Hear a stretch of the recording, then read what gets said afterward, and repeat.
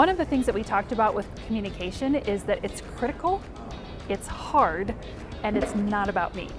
So it's critical to the success of our projects that we get communication right. If I take an example outside of project management in the real life, can you imagine if you were prescribed a medication that said take one every 24 hours and somebody read that as every 2 to 4 hours? What would happen?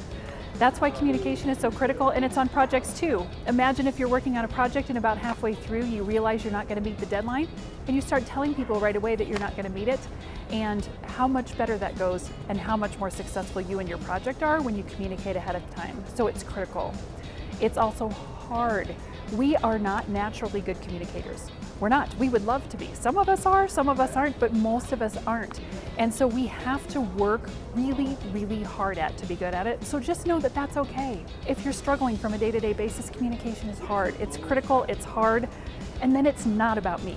It's always about the person receiving your message. It's always about the other person. And so how are they going to best receive my message? How do I need to get it to them? How do I need to make sure that it got to them and then make sure that it comes back in the right way? So completing that cycle, completing that loop, and it's critical, it's hard, and it's not about me.